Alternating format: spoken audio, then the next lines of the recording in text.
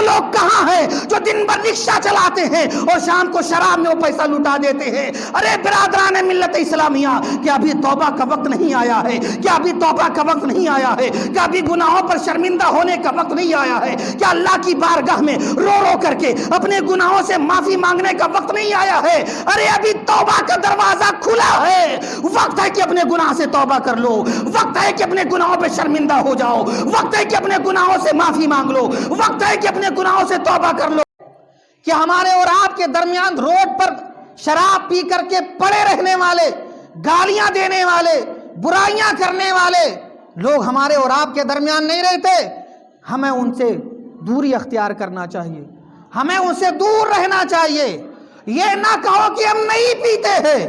یہ نہ کہو کہ ہم نہیں پیتے ہیں، اس لیے کہ یہ جتنے پینے والے بنے ہیں سب دوستی کی بنیاد پر پینے والے بنے ہیں۔ لہٰذا اگر آپ دور نہ رہے تو کل ہو سکتا ہے آپ کا بھی دامن داغدار ہو جائے اور آپ بھی اس کے عادی ہو جائیں۔ میں کسی کی توہین نہیں کر رہا، میں کسی کی برائی نہیں کر رہا، میں کسی کو کچھ نہیں کہہ رہا ہوں، مگر دیکھا یہی گیا ہے کہ ایک دوست بولتا ہے چل ہمارے ساتھ گھومنے چلتے ہیں، اب پارٹی میں گیا ہے، لکھنؤ گھومنے کے لیے چلے گئے ہیں، یا پرسپور بازاریے میں کہیں کسی پارٹی میں چلے گئے ہیں، یا کسی ہوٹل پر بیٹھے ہوئے ہیں، موج مستی کی باتیں چل رہی ہیں، آپس میں ہنسی مذاق چل رہا ہے، کھیل کود چل رہا ہے، اسی درمیان میں شراب پیش کیا گیا۔ اب شراب کی بوتلیں آ رہی ہیں، 4 پینے والے ہیں، ایک نہیں پینے والا ہے جو دوستی کی بنیاد پر چلا گیا ہے، اسے اپنے گھر پر بھروسہ ہے، اسے اپنے اوپر یقین ہے کہ میں نے اب تک زندگی میں نہیں پیا ہے، لہٰذا میں اب زندگی میں پیوں گا نہیں، شراب سے ہمیشہ دور رہوں گا۔ مگر 4 دوستوں کے درمیان وہ بیٹھا ہوا ہے، 4 دوستوں کے درمیان بیٹھا ہوا ہے، اب سب پی رہے ہیں، اسے پلانے کی کوشش کر رہے ہیں، چل تجھے پیسہ نہیں دینا ہے، پیسہ ہم خرچ کر دیں گے، تجھے نہیں بل پے کرنا ہے، ہم تمہارا پیسہ ادا کر دیں گے۔ اب یہ پینے کے لیے تیار نہیں ہو رہا ہے، اب پلانے والا بار بار کہہ رہا ہے چل ایک ہی گھونٹ پی لے، چل تھوڑا ہی سا پی لے۔ اب یہ سوچتا ہے کہ چلو یہاں دوست اتنے بار بار کہہ رہے ہیں، ایک گھونٹ پینے سے کیا ہوتا ہے، تھوڑا سا پینے سے کیا ہوتا ہے، تھوڑا سا ان کی بات ماننے سے کیا ہوتا ہے، اگر یہ کہہ رہے ہیں تو ان کا کہاں مان لیا جائے اور ان کی باتوں پر عمل کر لیا جائے، ورنہ میرا دوست ہے ناراض ہو جائے گا، میرا دوست ہے ناراض ہو جائے گا، میرا پڑوسی ہے ناراض ہو جائے گا۔ عزیزان محترم، اب یہی آپ کے برائی کا پہلا زینہ ہے۔ آپ نے اس وقت تو ایک گھونٹ پیا ہے، تھوڑا سا پیا ہے، صرف چکھا ہے، ذائقہ لیا ہے، مگر یہیں سے برائی کی بنیاد پڑ گئی ہے، یہیں سے تمہاری شراب نوشی کی شروعات ہو گئی ہے، یہیں سے شراب نوشی کی عادتیں تمہاری شروع ہو گئی ہیں اور یہیں سے پروان چڑھتی چلی جائے گی۔ ایسے دوستوں سے اپنے آپ کو دور رکھا جائے، ایسے سے اپنے آپ کو بچایا جائے، ایسے اپنے آپ کو بچایا جائے، اس لیے کہ یہ سماج کے ناسور ہوتے ہیں۔ ایک آدمی برائی کرتا ہے، دھیرے دھیرے 2-4 سالوں میں کئی لوگ جنم لیتے ہیں، اس طریقے سے برائی کرنے والے پیدا ہو جاتے ہیں۔ برادران ملت اسلامیہ، آپ اندازہ لگائیے، حضرت عیسیٰ علیہ السلام اللہ تعالیٰ کے نبی عیسیٰ علیہ السلام کہ جب یہودی باغی ہوئے اور آپ کو قتل کا ارادہ کرنا چاہا تو حضرت عیسیٰ علیہ السلام ایک جگہ چھپ گئے۔ اللہ تعالیٰ نے انہیں آسمان پر بلا لیا، مگر لوگوں نے یہ سمجھا اب جو شخص قتل کرنے کے لیے آیا تھا عیسیٰ علیہ السلام کو، اسے اللہ تعالیٰ نے عیسیٰ پیغمبر کی شکل عطا کر دی۔ اب لوگوں نے اس قتل کرنے والے کو قتل کر دیا، لوگوں نے سمجھا ہم نے عیسیٰ کو قتل کر دیا، جبکہ عیسیٰ پیغمبر کو پروردگار عالم نے آسمان پر بلا لیا۔ اب برادران ملت اسلامیہ، میں کہنا یہ چاہتا ہوں کہ یہاں ایک عیسیٰ علیہ السلام کا ماننے والا، عیسیٰ علیہ السلام کا ماننے والا، عیسیٰ علیہ السلام کو ماننے والا، مگر وہ شرابی تھا، شراب کی عادتیں تھیں اس کے اندر، شراب کا وہ عادی تھا۔ اسے یہودیوں نے گرفتار کر لیا۔ اب اسے یہودیوں نے جب گرفتار کر لیا تو یہودیوں کو معلوم تھا کہ عیسیٰ پیغمبر کہاں چھپے ہوئے ہیں، اسے پتہ ہے کوئی نہیں جان رہا ہے۔ اب سب کے سب تلاش کر کے جب تھک گئے تو اس کو پکڑ لے کر کے گئے اور کمرے کے اندر بند کر دیا۔ دیا. ایک دن دو دن بند رہا, دوسرے تیسرے دن یہ شراب شراب شراب شراب کی نعرے لگانے لگا, شراب مانگنے لگا. اب سب کے سب شراب دینے کے لیے تیار ہو گئے, کہنے لگے ٹھیک ہے تم کو شراب دیں گے, مگر پہلے عیسیٰ پیغمبر کا پتہ بتا دو, عیسیٰ پیغمبر کا پتہ بتا دو, عیسیٰ علیہ السلام کہاں چھپے ہوئے ہیں وہ بتا دو. اب برادران ملت اسلامیہ, جو عیسیٰ علیہ السلام کا ماننے والا تھا, صرف شراب کی محبت میں, شراب کی چاہت میں, شراب کی لالچ میں اس نے عیسیٰ علیہ السلام کا پتہ بتا دیا, عیسیٰ علیہ السلام کا پتہ بتا دیا. اب میں آپ سے یہ کہنا چاہتا ہوں کہ جب شراب کا عادی ہو اور عیسیٰ علیہ السلام جو اللہ تعالیٰ کے نبی ہو, تو اللہ تعالیٰ کے نبی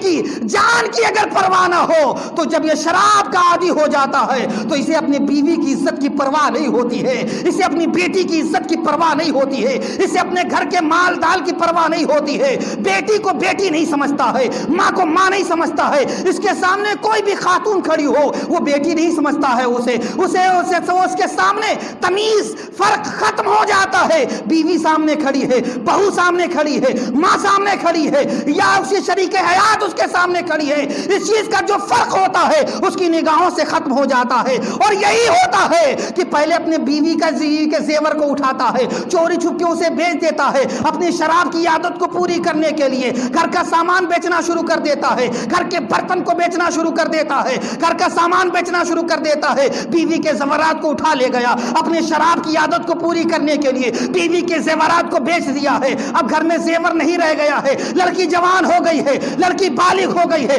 شادی کی تیاریاں چل رہی تھی, مگر یہ شراب کا عادی باپ اپنی بیٹی کے لیے جو سامان تیار کیا گیا تھا اس کو رخصت کرنے کے لیے جو زیورات گھر کے اندر تیار رکھے گئے تھے ان سامانوں کو اٹھاتا ہے, چپکے سے جیب میں رکھتا ہے اور بازار میں جا کر کے اسے بھی بیچ دیتا ہے اور اپنی شراب کی عادت کو پوری کر لیتا ہے. یہاں تک کہ جب گھر کے سارے معاملات ختم ہو جاتے ہیں, گھر کے اندر کچھ نہیں بچتا ہے, تو پڑوسیوں کے گھروں میں چوری شروع کر دیتا ہے, پڑوسیوں کے گھروں میں چوری شروع کر دیتا ہے, یہاں وہاں چوری کرنا شروع کر دیتا ہے. جب لوگ سمجھ جاتے ہیں کوئی بھی اسے اپنے پاس بھٹکنے نہیں دیتا ہے تو وہ بھیک مانگنا شروع کر دیتا ہے, بھیک مانگنا شروع کر دیتا ہے, بھیک مانگ کر کے اپنی شراب کی عادت پوری کرتا ہے. ارے وہ نوجوان کہاں ہے جو دن بھر ٹھیلا چلاتے ہیں, شام کو شراب پیتے ہیں, دن بھر بھنگار بین کر کے اکٹھا کر کے 100-200 اکٹھا کرتے ہیں اور شام کو شراب میں لوٹا دیتے ہیں. وہ لوگ کہاں ہیں جو دن بھر پھل فروٹ سبزیاں بیچتے ہیں اور شام کو شراب پیتے ہیں؟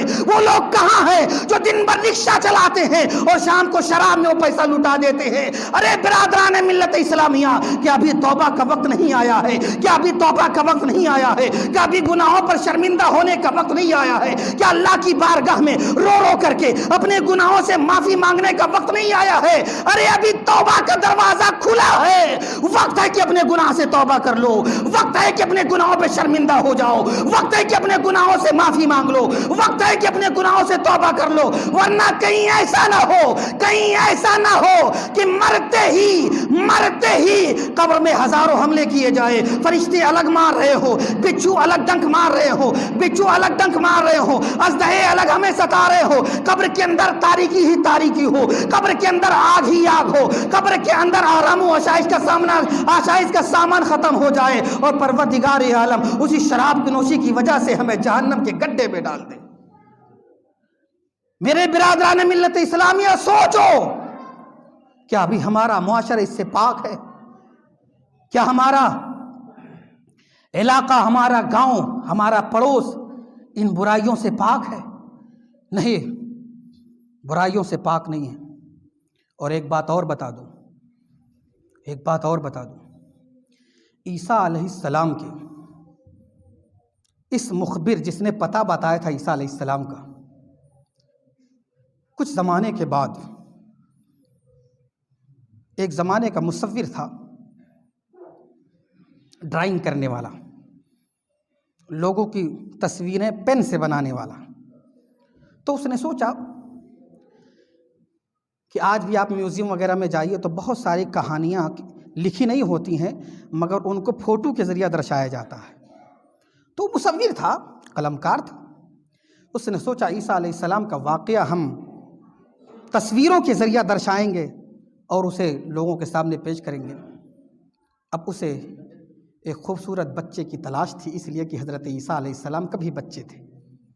اب سوچا حضرت عیسیٰ علیہ السلام کا بچپنا ظاہر کرنے کے لیے کسی بچے کی تلاش ہوگی، اس کی تصویر بنائی جائے۔ اب اس نے پورے علاقے کے سب سے خوبصورت بچے کو تلاش کیا، بہت ہی حسین و جمیل، بہت ہی ہونہار، بہت ہی خوبصورت، جو دیکھ لے بار بار دیکھ رہا رہ جائے۔ چھوٹا سا بچہ ہے، حسین و جمیل ہے، چاند جیسا ٹکڑا ہے۔ اب اس نے اسے لیا، اس کی تصویر بنائی۔ اس کے بعد میں حضرت عیسیٰ علیہ السلام کی زندگی کی دوسری تصویریں بناتا رہا، تصویر کشی کرتا رہا، دن گزرتا رہا، 2-4 سال 5 سال گزر گئے، یہاں تک کہ اب حضرت عیسیٰ علیہ السلام کے آخری عمر کا نقشہ بنانا تھا۔ حضرت عیسیٰ علیہ السلام کے آخری عمر کا نقشہ بنانا تھا۔ اب کئی سال گزرنے کے بعد جب حضرت عیسیٰ علیہ السلام کے آخری عمر کا نقشہ بنانا تھا تو یہاں بھی اسے ایک ایسے آدمی کی ضرورت تھی، ایک ایسے آدمی کی ضرورت تھی، اس لیے کہ عیسیٰ علیہ السلام کے چھپے ہوئے کی خبر دینے والا جو شخص تھا اس کے اوپر اللہ تعالیٰ کی لعنت ہے۔ تو ایسا چہرہ ہونا چاہیے جس پر اللہ تعالیٰ کی لعنت برس رہی ہو، جس پر پھٹکار برس رہی ہو، جس پر لعنتیں برس رہی ہوں۔ اب وہ اس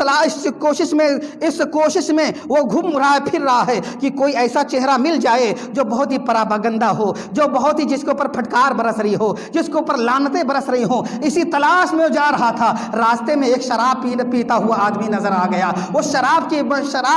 شراب کے نشے میں دھت زمین پر پڑا ہوا تھا، اور زمین پر جب پڑا ہوا تھا تو اسے سمجھ میں بات آ گئی، کیونکہ عیسیٰ علیہ السلام کی خبر دینے والا بھی شرابی تھا اور یہ بھی شرابی ہے، اور عیسیٰ علیہ السلام کی خبر دینے والا اللہ تعالیٰ کی لعنت تھی اس کے اوپر، لہٰذا اس پر بھی اللہ تعالیٰ کی لعنت برس رہی ہے۔ اب اس نے قریب جب جا کر کے دیکھا تو کیا دیکھا کہ اللہ تعالیٰ کی لعنت اس کے چہرے پر ہے، اس کے اوپر، اس کے پیشانی پر اور اس کے چہرے پر لوگوں کی پھٹکار برس رہی ہے، لوگوں کی پھٹکار برس رہی ہے۔ اور برادران ملت اسلامیہ، اب اس نے اس آدمی کو اٹھایا، اس کا نقشہ کھینچا، نقشہ کھینچ کر کے چل پڑا۔ اب جب چل پڑا تھوڑی دیر کے بعد میں اسے یاد آیا کہ ایک وقت تھا، آج سے 8-10 سال پہلے کا واقعہ ہے کہ 8-10 سال 20 سال پہلے ایک وقت میں آیا تھا انہی گلیوں میں، ایک خوبصورت بچہ تلاش کر رہا تھا۔ اب مجھے اسی علاقے میں ایک بڑا خوبصورت بچہ ملا تھا اور آج تلاش کرنے کے لیے آیا ہوں تو بہت ہی بدکار اور بہت ہی بالکل پراپاگندہ اور سڑا گلا چہرے والا آدمی تلاش کرنے کے لیے آیا ہوں، تب بھی مجھے آج اسی گلی میں ملا ہے۔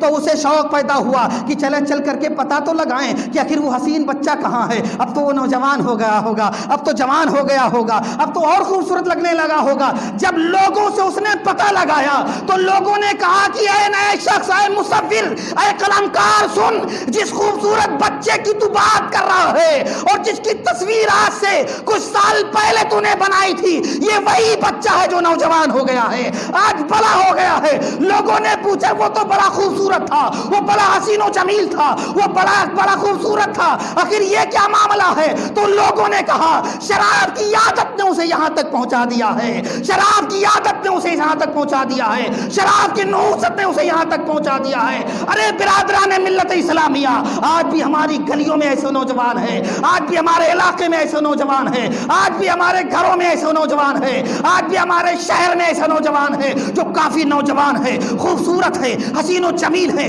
تندرست و توانا ہے، مکمل پہلوان ہے، مگر دھیرے دھیرے شراب کی عادتیں ایسی لت پکڑی کہ دھیرے دھیرے 2-4 سال کے اندر جسم کی توانائی کم پڑنے لگی، جسم کی طاقت ختم ہونے لگی، یہاں تک کہ جسم کی طاقت بھی ختم ہوئی۔ اب چہرے پر آیا، اب چہرہ بھی مردہ پڑنے لگا، چہرے پر بھی جھریاں پڑنے لگی، اب کمزور ہو گیا۔ جو آج سے 10 سال پہلے علاقے کا سب سے بڑا پہلوان تھا وہ آج کمزور اور لاچار زمین پر پڑا ہوا ہے۔ یہ ہے شراب کی عادتیں، یہ ہے شراب کی لت۔ برادران ملت اسلامیہ، بغل میں آپ چلے جائیے، جم خانہ ہے، اور دور چلے جائیے وہاں بھی جم خانہ مل جائے گا، اور دور چلے جائیے 3-4 جم خانہ مل جائے گا۔ کیا ہے؟ لوگ وہاں کس لیے آتے ہیں؟ لوگ کس لیے آتے ہیں؟ لوگ اس خیال سے آتے ہیں کہ جب یہاں روزانہ ہم جم کریں گے تو ہمارا جسم مضبوط رہے گا، ہماری باڈی بنی رہے گی، ہمارا ہاتھ پیر مضبوط رہے گا، ہمارا جسم بنا رہے گا۔ لوگ صبح سے شام تک اپنے کھیتوں میں کام کرتے ہیں اور کام بھی کرتے ہیں، کچھ پیسہ بھی مل جاتا ہے، اناج بھی اگتا ہے، کھانے پینے کا انتظام بھی ہو جاتا، اور ہاتھ پیر بھی مضبوط رہتا ہے، ارے کم سے کم تم ان سے نصیحت حاصل کرو۔ ایک نوجوان تمہارے گھر کے بغل رہتا ہے جو اپنے تندرست تندرستی کے لیے، اپنی صحت کے لیے، اپنے باڈی کو سلامت رکھنے کے لیے جم خانے میں جا کر کے پیسہ خرچ کرتا ہے، اور ایک تو ہے جو اپنے جسم کو برباد کرنے کے لیے شراب کے اڈے پر جاتا ہے، اپنی صحت کو برباد کرنے کے لیے شراب کے اڈے پر جاتا ہے، اپنے آپ کو برباد کرنے کے لیے شراب کے اڈے پہ جاتا ہے۔ اللہ نے تجھے دولت دی ہے، اللہ تعالیٰ نے تجھے پیسہ دیا ہے، تو یہ نہ سوچ کہ اسو چاہے جہاں اڑائے۔ سن، جس اللہ نے تجھے دولت دی ہے اور اس دولت کو تو شراب کے اڈوں پر خرچ کرتا ہے، وہ اللہ طاقتور ہے، قوت والا ہے، طاقت والا ہے، جب چاہے گا وہ تجھ سے یہ پیسہ واپس لے لے گا اور تجھے برباد کر دے گا۔ پیارے نبی کریم صلی اللہ تعالی علیہ وسلم نے ارشاد فرمایا کہ جو انسان شراب پیتا ہے، جو انسان شراب پیتا ہے اور شراب پیتے پیتے اگر وہ مر گیا، شراب کا عادی رہا،